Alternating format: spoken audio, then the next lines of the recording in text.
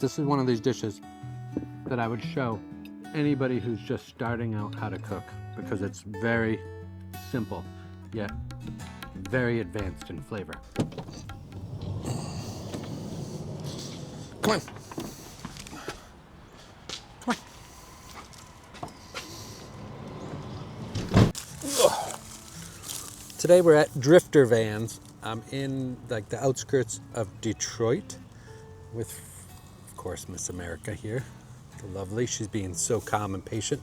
I'm here for a one-year checkup while I'm heading out west, just to make sure everything's in working order. I take you for a quick run around. Can't say enough about the Vans. I know they're expensive and I know they're not for everybody. I mean, I like it because it allows me to travel, and I'm like under this belief that if you're gonna pay that much money for any kind of vehicle, I wanna be able to sleep in it. And yes, they are really expensive, but I spent 8 years without a car and saved all my what would have been car payments. Live a dream I've had for a long time. What I'm gonna do today, it's a recipe that I also showed at the monastery when I was there a few weeks ago. It's a base recipe. So from this, you can adapt it, and I'll share how to do that as we go along.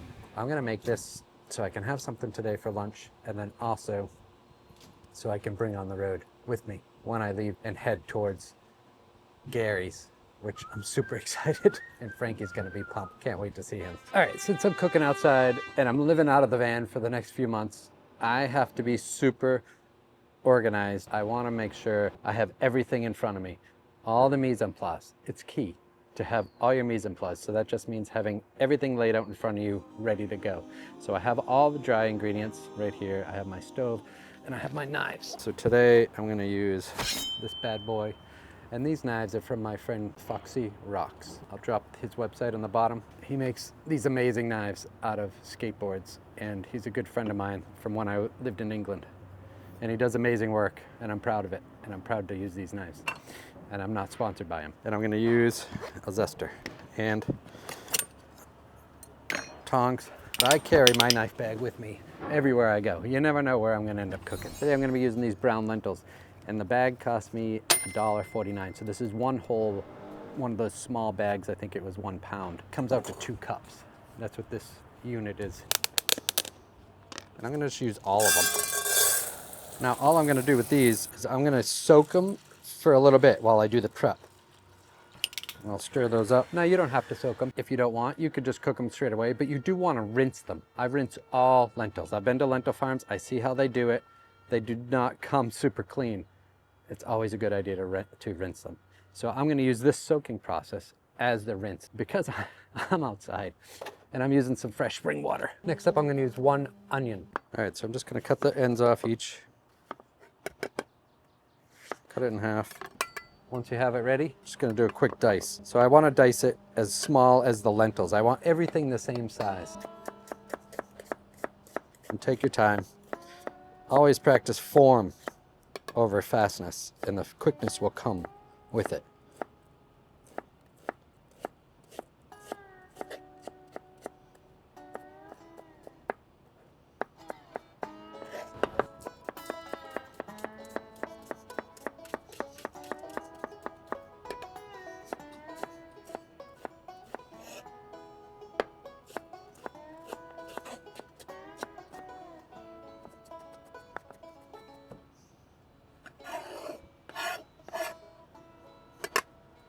And I'm just going to use what I had the lentils in,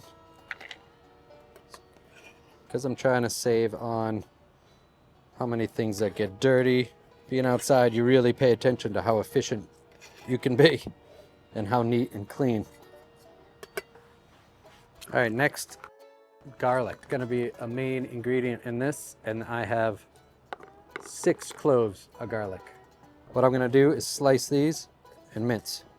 Just slice super thin first. And the other ones, same.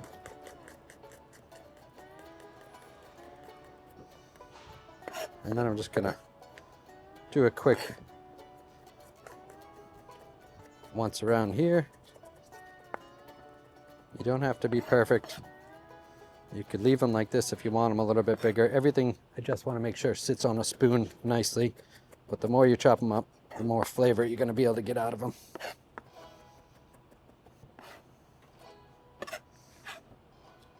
And that's going right back in that container. Do a quick wipe of the board because I'm outside. A little bit of water here. So the only other thing I'm going to do is zest this lime and then cut it. That's what I'll use the cutting board for. So I'm just going to zest it right into the garlic. And I like to use the whole fruit if possible.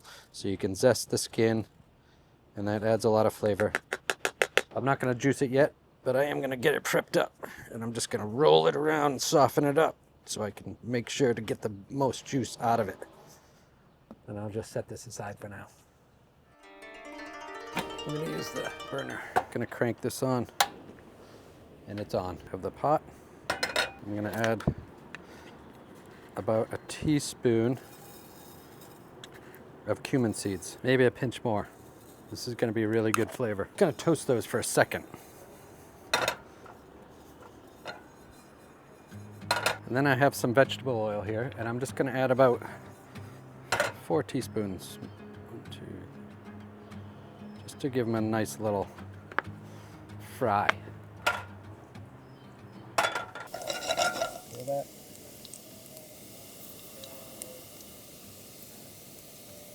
And then I'm going to add the garlic and the lime. And that's just going to be for a minute. Normally I would add onions first because I don't want to burn the garlic, but I want to draw out as much flavor, and it's starting to really smell delicious. So as soon as I start seeing them turn golden, which only takes like 30 seconds, I'm going to add the onion. All right, so that's cooking beautifully. I got my strainer and an extra bowl, and I'm just going to strain those lentils. They've already soaked up a large amount of that water. So this water I'm using to rinse and soak. So I'm going to discard this water.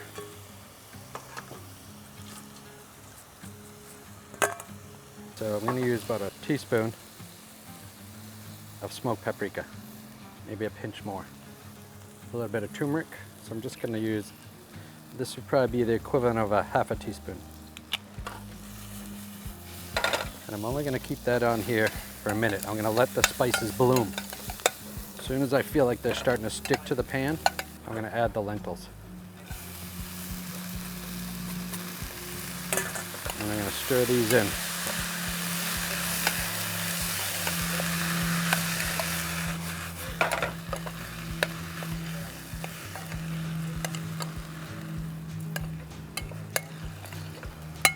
I had the lentils in first, and then I use it for the onions. I'm just gonna do 3 times more water. So 1, this is 2 cups, so it'll be 6 cups of water. To 2 cups of lentils, 2. 3. Now I'm just gonna bring that up to a boil.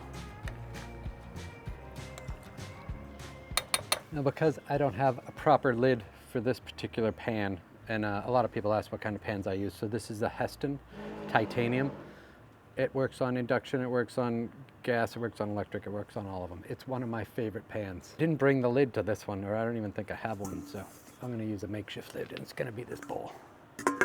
And when you're camping, this also acts as a hand warmer. I'll only keep it on here until it starts to boil. It's nice. Let's talk about the adaptations. So I would keep the cumin and the onion and the garlic the same, but where you can play with some flavors, if you didn't use the smoked paprika, you could use cayenne, or you could just cut the smoked paprika in half and use smoked paprika and cayenne. You could use a little bit of fenugreek for a currier flavor. You could use curry powder. You could use barbecue spice. You could play with that section, like the smoked paprika section, and just play around with the similar amounts with different other flavors, just for different adaptations, different variations, depending on what you're doing with it. I'm gonna put my bag here. This is what I carry all my utensils in. As I hold on to that. This is what I use put all my utensils in. My mortar and pestle, my bowls, my pots and pans are in this utility bag. So I'm gonna use this here to keep the wind from blowing out the flame. This is really hot. And it's boiling. And this won't take long. Lentils don't take as long as beans do. They're pretty quick. I'm gonna add a little bit of salt, and this is flake salt. I always use flake salt, so I'm gonna start with a pinch. It's probably close to a 3/4 of a teaspoon, maybe a little bit more. And we'll start with that. I also have some black pepper, same amount, about a 3/4 of a teaspoon, maybe a little bit more. And we'll start building those flavors. We're gonna wanna lower it down to a simmer, lower it down to a medium low so it simmers. And they're still working on the vein. And you can stir it occasionally. Notice the lentils are soaking up that flavored liquid right now. This is gonna be gold when it's done. It's already looking beautiful. Let's see. Just to make sure the lentils are done.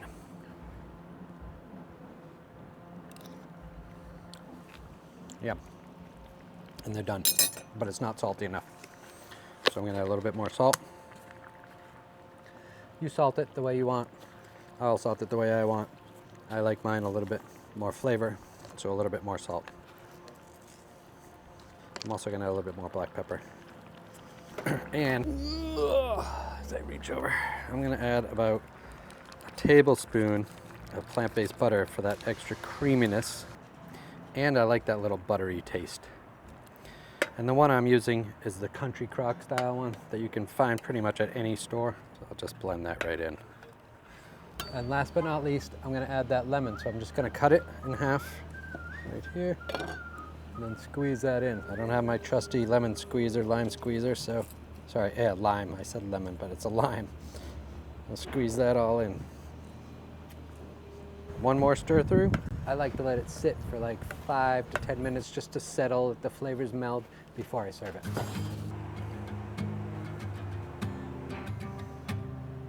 Look at how much this made, plenty. So the way I will serve it, a little bit of diced red bell pepper, some red onion. I'll do a nice pinch of nutritional yeast, nooch, and then I have some of this forager yogurt just for a little bit of creaminess. And that is gonna help offset the chili peppers.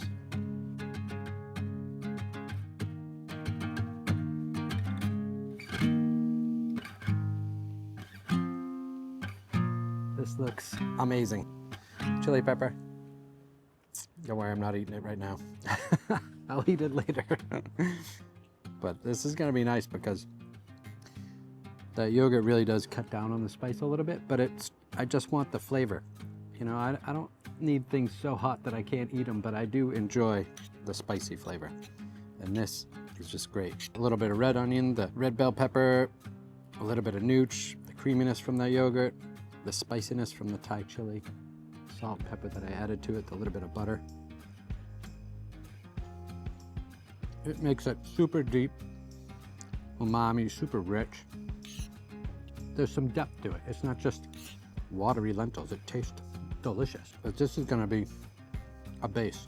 You could add whatever you want to the top of it. Fried tofu, some Beyond sausage, some smoked raw tofu, like we did from Soy Boy in the last video. It's so good. This really flavor packed.